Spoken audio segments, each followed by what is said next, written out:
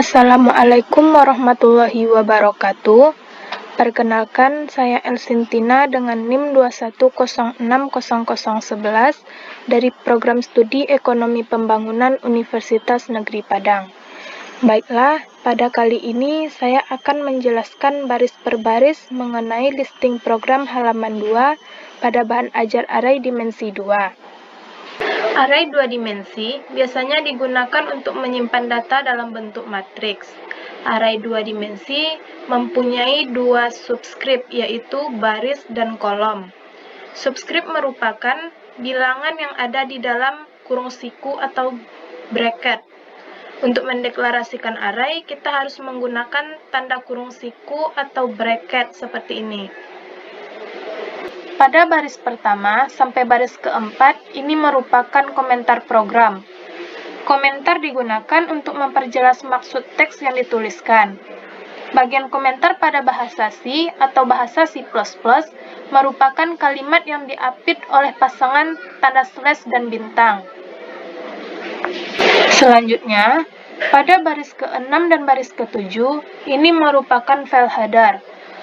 File header merupakan file yang berisi deklarasi untuk berbagai fungsi yang dibutuhkan oleh program, baik itu sebagai standar input, output, maupun sebagai sinteks. File header yang kita gunakan di sini ialah file header stdio.h dan file header conio.h.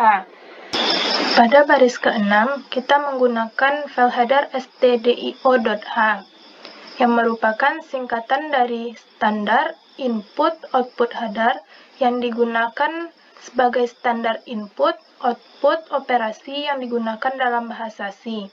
Akan tetapi bisa juga digunakan dalam bahasa C++.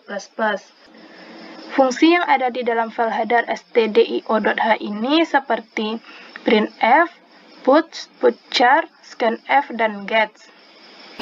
Pada baris ke-7, kita menggunakan file header conio.h yang merupakan singkatan dari konsol, input, output header yang digunakan untuk menampilkan hasil antarmuka kepada pengguna.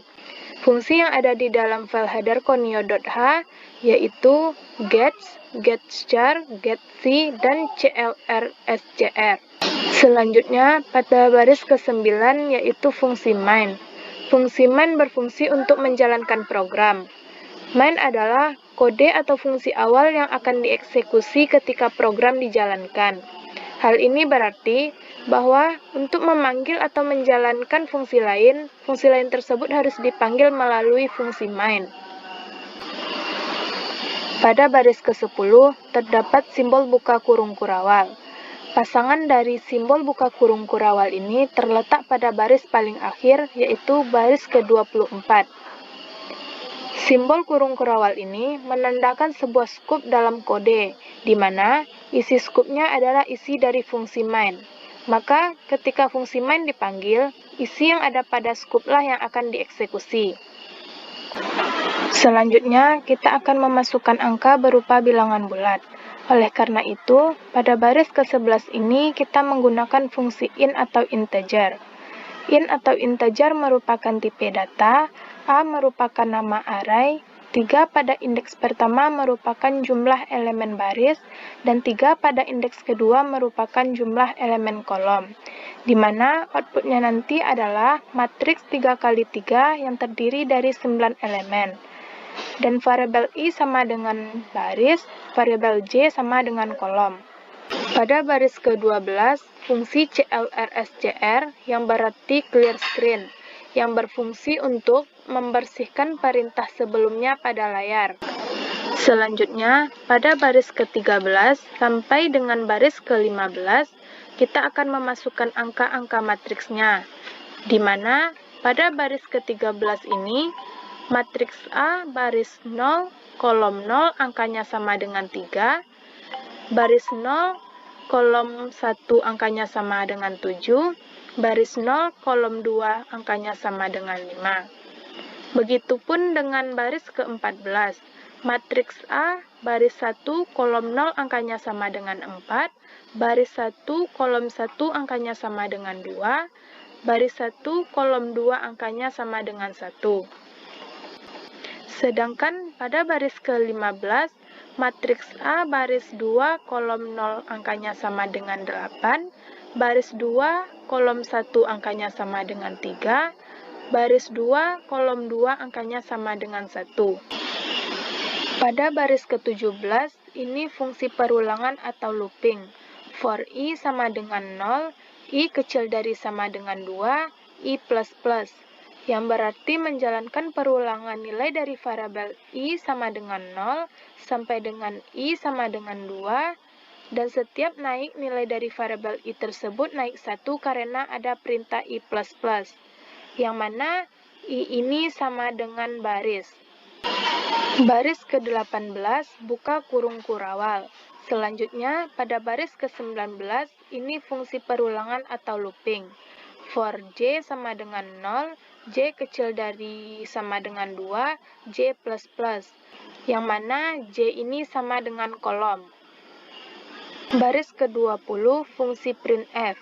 Fungsi printf berfungsi untuk menampilkan suatu output pada layar, di mana %D ini berfungsi untuk menampilkan angka-angka matriks yang telah kita buat pada baris ke-13 sampai dengan baris ke-15 ini pada outputnya nanti. Pada baris ke-21, fungsi printf. Printf, buka tutup kurung, tanda kutip \n. Penggunaan \n ini dalam pemrograman berfungsi agar pada outputnya nanti berpindah ke baris baru atau ke baris selanjutnya. Selanjutnya, pada baris ke-22 terdapat simbol tutup kurung kurawal, yang merupakan pasangan dari simbol buka kurung kurawal pada baris ke-18 tadi. Dan baris ke-23, fungsi gets. Gets merupakan singkatan dari get karakter yang digunakan untuk membaca input dari keyboard. Karakter yang diambil dari keyboard tidak akan ditampilkan pada konsol. Terakhir, pada baris ke-24 terdapat simbol tutup kurung kurawal yang merupakan pasangan dari simbol buka kurung kurawal pada baris ke-10 tadi. Kita coba compile. Program ini tidak bisa dijalankan karena error pada baris ke-12 bagian CLRSCR. Untuk mengganti peran CLRSCR ini, saya akan mencoba menambahkan file header stdlib.h.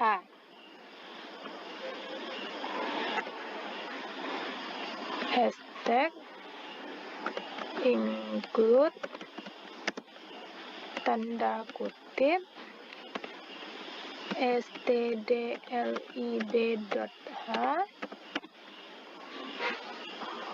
dan CLRSCR ini kita ganti dengan sistem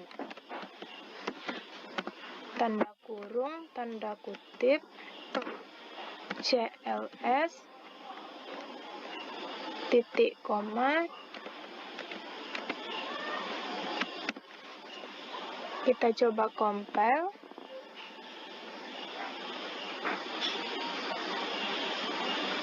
Kita running. Maka hasil output dari listing program tadi adalah seperti ini. Seperti yang saya katakan tadi, bahwa outputnya ialah matriks 3x3 yang terdiri dari 9 elemen.